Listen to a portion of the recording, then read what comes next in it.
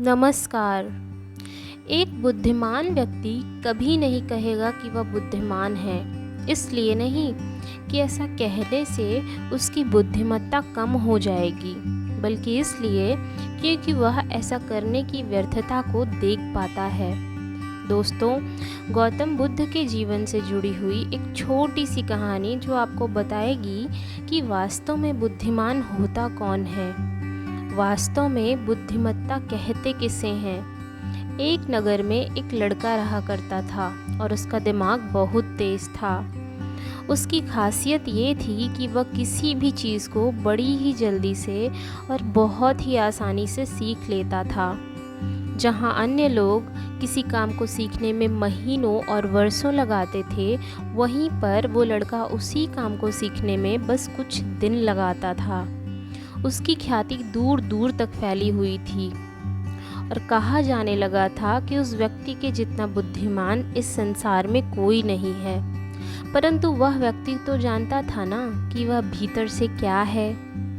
हर व्यक्ति जानता है कि वह भीतर से क्या होता है, चाहे वो बाहर से कुछ भी दिखाए।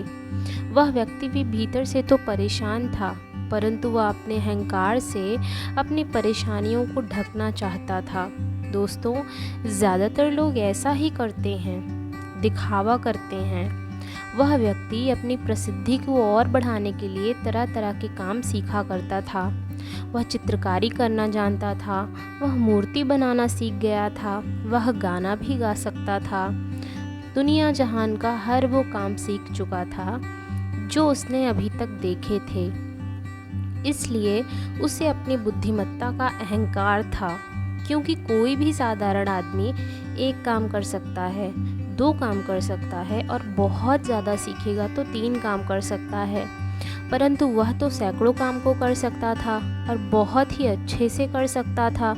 इसलिए उसे अपनी बुद्धिमत्ता पर अहंकार था। वह इस बात को अंदर ही अंदर मान चुका था कि उसके जितना बुद्धिमान इस दुनिया में कोई भी नहीं है। फिर एक दिन उसका सामना गौतम बुद्ध से होता है। उसे पहली बार एक ऐसा व्यक्ति दिखता है जिससे उसे ईर्ष्या होती है। अब तक उसने ऐसे लोग देखे थे जो उससे ईर्ष्या करते थे, और जहाँ ईर्ष्या होती थी वहाँ तुलना का होना तो निश्चित ही था। वह व्यक्ति अपनी तुलना गौतम बुद्ध के साथ करना शुरू कर देता है। वह देखता है कि बुद्ध के पास तो एक भिक्षा का कटोरा है, लेकिन उसके पास तो धन की कोई कमी नहीं है। बुद्ध के वस्त्र तो साधारण से हैं, परंतु उसके वस्त्र तो बेशकीमती हैं। बुद्ध तो ज़मीन पर नंगे पांव चलते हैं, लेकिन उसके पैर नंगे नहीं हैं। इसी तरह से वो आदमी सैकड़ों चीज़ों से अपनी तुलना गौतम बुद्ध के साथ करने लगता है। परंतु हर तुलना के बाद भी वह यही पाता है कि उसकी ईर्ष्या बुद्ध के प्रति 100% बढ़ रही है, कम होने का नाम ही नहीं ले रही है। वह व्यक्ति मन ही मन में सोचता है कि मैं इस भिक्षु से अपनी तुलना क्यों कर रहा हूँ, जबकि मेरा जीवन इससे 100 गुना बेहतर है। लोग भी बुद्ध का सम्मान कर रहे हैं। आखिर इसके भीतर ऐसा क्या है जो मुझ में नहीं है और जिसके कारण मेरे भीतर इसके प्रति ईर्ष्या हो रही है। बहुत देर अपने मन में उलझे रहने के बाद वह व्यक्ति तय करता है कि वह बुद्ध के पास जाएगा और उन्हीं से पूछेगा कि उनकी उपलब्धि क्या है। वह व्यक्ति अपने सेवकों के साथ बुद्ध के पास जाता है और उनसे कहता है कि मैं इस इलाके का सबसे बुद्धिमान व्यक्ति हूँ और आप अपने आसपास जो भी देख रहे हैं मैं वो सब करना जानता हूँ। किसी भी कार्य को सीखने में मुझे बहुत ही कम समय लगता है। सभी लोग मेरा सम्मान करते हैं, परंतु इन सब के बाद भी मेरे भीतर आपके लिए ईर्ष्या है। मैं यह जानना चाहता हूँ कि आपकी उपलब्धियाँ क्या हैं। ये सब लोग आपका आदर सम्मान क्यों कर रहे हैं। उसके बाद बुद्ध कहते हैं, वैसे तो मेरी कोई उपलब्धि नहीं है, परंतु तुम कह सकते हो कि मेरी एक उपलब्धि है। वह व्यक्ति पूछता है कि क्या मैं जान सकता हूँ। तो बुद्ध उससे कहते हैं कि मेरी एक उपलब्धि है कि मेरे सभी उपलब्धियों को मैं छोड़ चुका हूँ। वह व्यक्ति बुद्ध से पूछता है कि मतलब, मैं कुछ समझा नहीं। बुद्ध उस व्यक्ति से कहते हैं कि क्या तुम्हें प्रशंसा अच्छी लगती है। वह व्यक्ति कहता है, प्रशंसा तो सभी को अच्छी लगती है। उसके बाद बुद्ध कहते हैं, क्या तुम्हें निंदा अच्छी लगती है? वह व्यक्ति कहता है कि भला इस दुनिया में कौन है जिसे अपनी निंदा अच्छी लगे? उसके बाद बुद्ध कहते हैं कि जो तुम्हें अच्छा लगता है और जो तुम्हें बुरा लगता है, मैं इन दोनों से ऊपर उठ चुका हूँ। ना मुझे निंदा सताती है, ना ही मुझे अपनी प्रशंसा प्रसन्न करती है। बस यही अंतर है तुम में और मुझ में। और उसके बाद वह व्यक्ति बुद्ध से कहता है कि परंतु यह कैसे संभव है? बुद्ध मुस्कुराते हुए कहते हैं, तुमने सैकड़ों काम सीखे, लेकिन एक सबसे ज़रूरी काम जो तुम सीखना भूल गए हो, वह बहुत ज़रूरी है।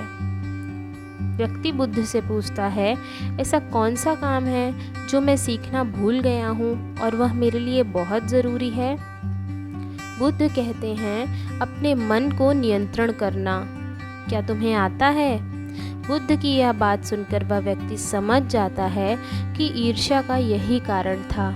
उसके बाद बुद्ध कहते हैं कि जिस व्यक्ति ने सारा जगत जीत लिया हो लेकिन उसके मन को ना जीता हो, अर्थात जिस व्यक्ति ने इस दुनिया जहान के काम सीख लिए हों लेकिन अपने ज्ञानेंद्रियों को वश में करना ना सीखा हो, उसने कुछ भी नहीं जीता होता है।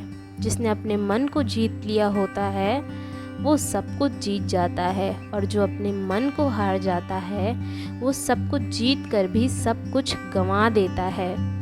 वास्तव में बुद्धिमान व्यक्ति वही है जो अपने मन का शासक है, वह नहीं है जो मन का गुलाम है। गौतम बुद्ध के इन शब्दों को सुनकर उस व्यक्ति का अहंकार टूट जाता है और वह व्यक्ति बुद्ध से कहता है कि क्या आप मुझे अपने मन को जीतना सिखा सकते हैं?